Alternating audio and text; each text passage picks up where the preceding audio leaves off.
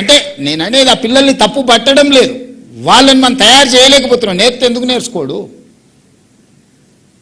అందుకే ఈరోజు government engineering కాలేజ్లో 24,000 మంది స్టూడెంట్స్ ఉన్నారు. 19 ఇంజనీరింగ్ కాలేజ్లో, 22 ఇంజనీరింగ్ కాలేజ్లో ఉన్నట్టున్నాయి. 24,000 స్టూడెంట్స్ ఉన్నారు.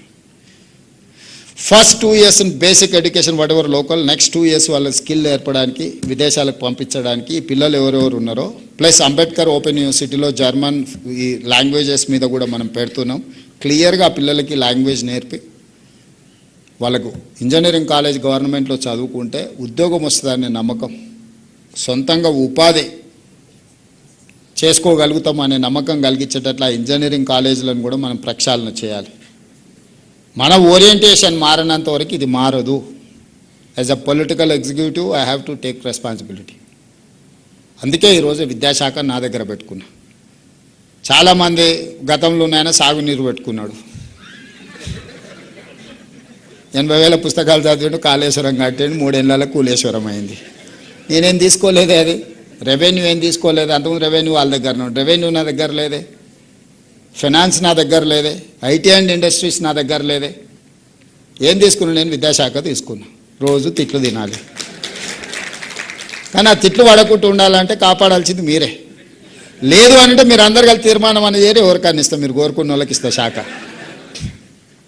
నేను ఒక ప్యాషన్తో దీని మీద దృష్టి పెడుతుంది. ఇది అంత ఈజీ కాదు, వీళ్ళకి ఎవ్వరికి ఓట్లేదు. ఓట్లు ఉండే దాని మీద లీడర్కి ఎక్కువ ఆసక్తి ఉంటుంది వెంబడే. కానీ నేను ఓట్ల కోసం ఆలోచన చేస్తలేను. దేవుడు 2006లో జిల్లా పరిషత్ మెంబర్గా నాకు అవకాశం ఇస్తే 17 సంవత్సరాలలో తెలంగాణ రాష్ట్ర ముఖ్యమంత్రిని చేసింది.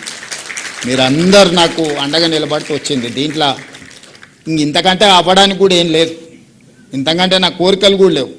కానీ వచ్చిన దాంతో నా పిల్లలకి ఏదైనా చేయాలి. నేను ఎక్కడి నుంచి వచ్చినో అక్కడుండే పిల్లల గురించి నేను ఆలోచన చేస్తున్నాను. నా బాధ, నా తాపత్రయం, నా పట్టుదల.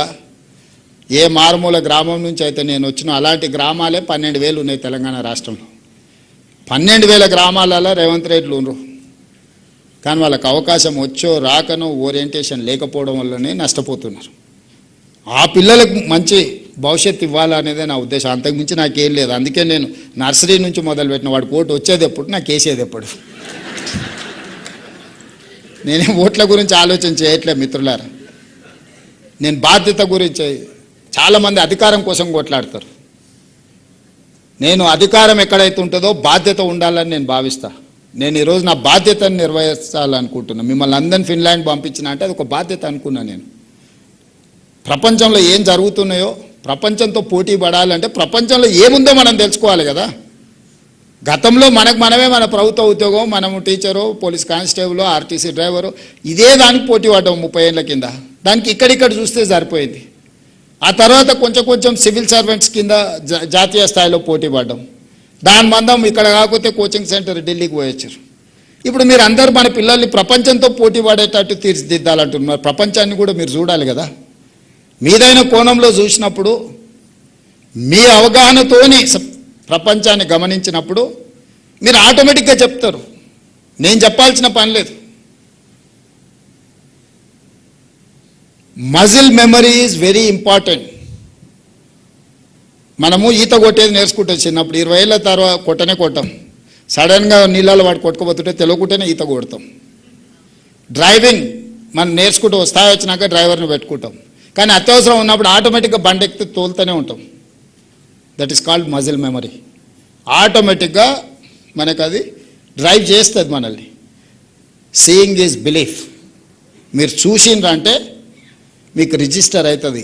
వారం రోజులు మీరు అక్కడ పోయి యాక్టివిటీలో పాల్గొంటే ఆటోమేటిక్గా మీ మైండ్ మిమ్మల్ని డ్రైవ్ చేస్తుంది. పొద్దున్న నిద్రలు ఇవ్వగానే అరే మా దేశంలో ఆ పిల్లలకు అంత బాగుంది, నేను కూడా స్కూల్కి పోతే కొంతనైనా పిల్లలకు చెప్దామనేది వస్తుంది.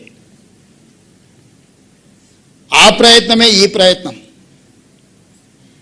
అందుకోసమే మిమ్మల్ని అందరిని పిలిచి మీతోని కొంతసేపు సమయం గడిపి మీ ఆలోచనలు విని నా ఆలోచనలు పంచుకొని మనందరం ఇక్కడి నుంచి లేచి బయలుదేరే ముందు దీక్ష తీసుకొని బయలుదేరుతాం. ఈ సమాజానికి, ఈ పిల్లల కోసం ఏదైనా చేద్దాం. ఈ పిల్లలకు చేస్తే వాళ్ళే ఇంకా నెక్స్ట్ ఏం చేయాలని వాళ్ళు చేస్తారు.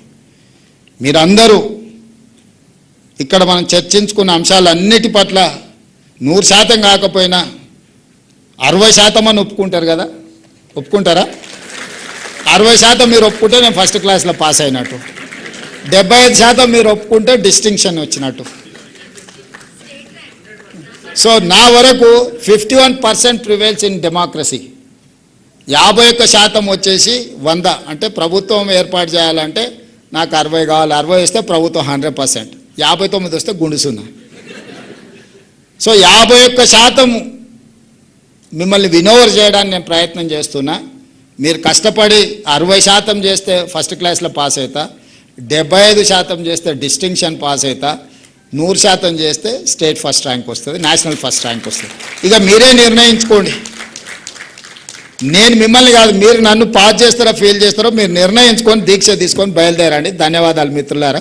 మీకు అందరు ఆకలి అవుతుండొచ్చు, సమయం ఎక్కువ ఉంది, ఎక్కువ తీసుకున్నట్టున్నా, అయినా మీతో పంచుకోవాలనిపించింది, పంచుకుంటున్నా. 5 సంవత్సరాలు పిల్లల కోసమే మీ సంఘాలు మీరు ఆలోచన చేయండి. మీ సమస్యల్ని నేను మళ్ళీ చెప్తున్నా, సహేతుకమైన మీ సమస్యలన్నిటిని కూడా నేను పరిష్కరిస్తాను. ధన్యవాదాలు.